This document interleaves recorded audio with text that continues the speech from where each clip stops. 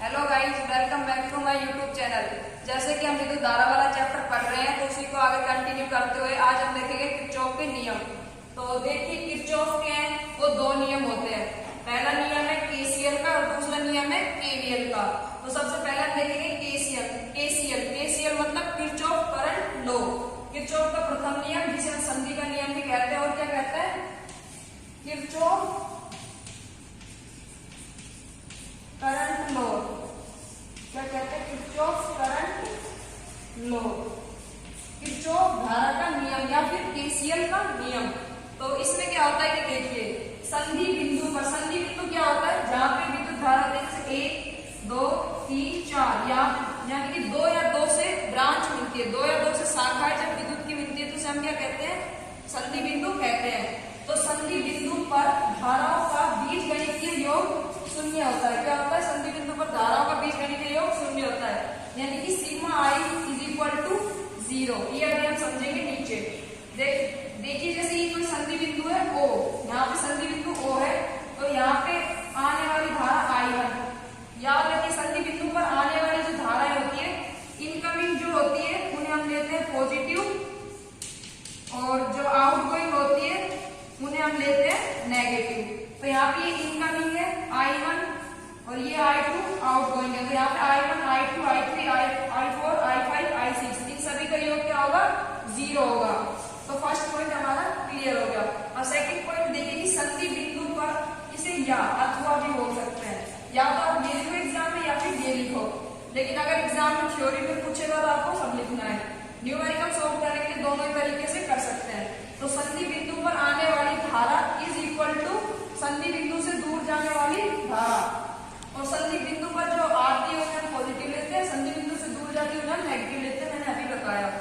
तो अर्थात हम क्या लिख सकते हैं, आने वाला current I incoming is equal to I outgoing. तो देखिए जैसे यहाँ पे इनकमिंग करंट है I1 I3 I4 और I6 और आउटगोइंग है I2 और I5। तो हमने लिखा I1 plus I2 plus I4 plus I6 is equal to I2 plus I5। ये हमारा सेकेंड पॉइंट को वेरीफाई कर रहा है यहाँ पे। अब हम देख रहे हैं ये जो नियम है ये आवेश संरक्षण के सिद्धांत पर आधारित है। एग्जाम में 1 नंबर का क्वेश्चन पूछा जा सकता है कि किरचॉफ का प्रथम नियम किस संरक्षण पर आधारित है, तो आपको लिखना है ये आवेश संरक्षण सिद्धांत पर आधारित है। अब हम देखते हैं किरचॉफ का दूसरा नियम जो कि है वोल्टा का नियम या फिर लूप का नियम भी कह सकते हैं, किरचॉफ वोल्टेज लॉ। तो इसमें क्या है कि किसी बंद पथ या लूप में जो बंद परिपथ होता है उसे हम क्या कहते हैं, लूप कहते हैं, में समस्त वोल्टताओं का बीजगणितीय योग शून्य होता है, मतलब sigma V is equal to 0 होता है। वो अभी देखेंगे हम कैसे एग्जाम्पल के थ्रू। सेकंड है कि किसी बंद लूप में धारा तथा प्रतिरोध के गुणनफल के पदों का बीजगणितीय योग परिपथ में प्रयुक्त होने वाले सेलों के विद्युत वहार बलों के योग के तुल्य होता है, अर्थात sigma I R is equal to sigma ई।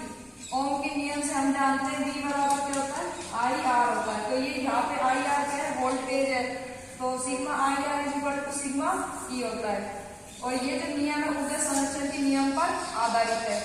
अब हम देखते हैं इसमें जो क्वेश्चन आएंगे उसे हम कैसे सोल्व करेंगे। तो इसका सबसे पहला नियम है कि मान लो कोई एक शाखा है जिसका प्रतिरोध R है, तो इसमें करंट आई एस इस डायरेक्शन में जा रहा है। अगर हम करंट की डायरेक्शन में चलना है तो हमें जो वोल्टेज लेना है वो पॉजिटिव लेना है, यानी आई आर हमें लेना है, पॉजिटिव लेना है।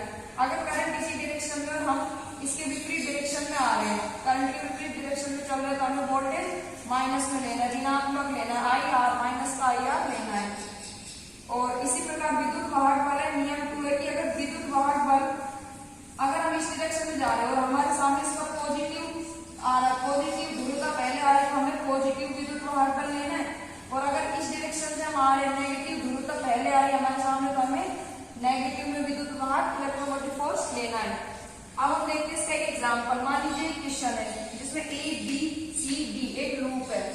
अब हम क्या करेंगे, A B C D क्या है, यहाँ पे A B C D loop है।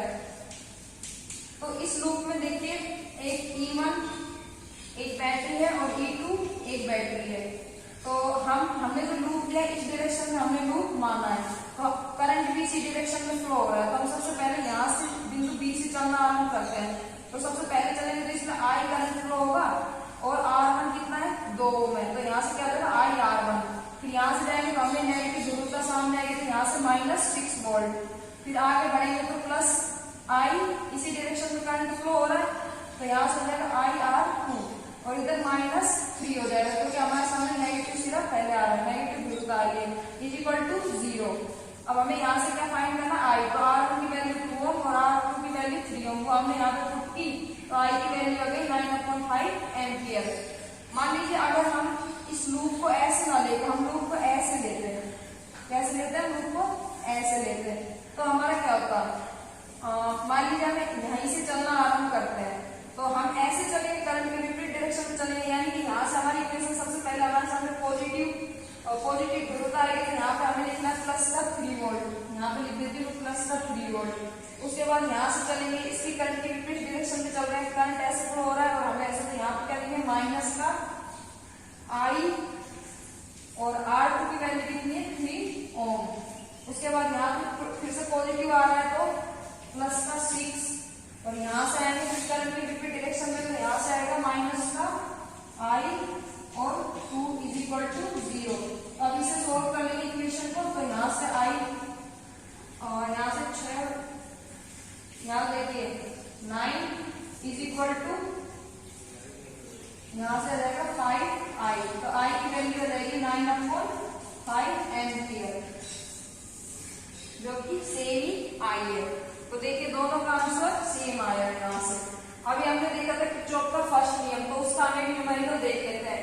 मान लीजिए कि ये O एक बिंदु ये क्वेश्चन दिया हुआ है, हमने इस ब्रांच में जाने वाली करंट हमें ज्ञात करना है, तो इसके लिए हमने क्या किया, ये इनकमिंग है और ये भी इनकमिंग है, ये आउटगोइंग है, ये आउटगोइंग है, तो इनकमिंग = आउटगोइंग, तो 7 + 2 इनकमिंग ले लिया हमने और आउटगोइंग है 3 + I, तो यहाँ से I की वैल्यू कितनी आ जाएगी 7/9 - 3I, I = 6 एम्पियर।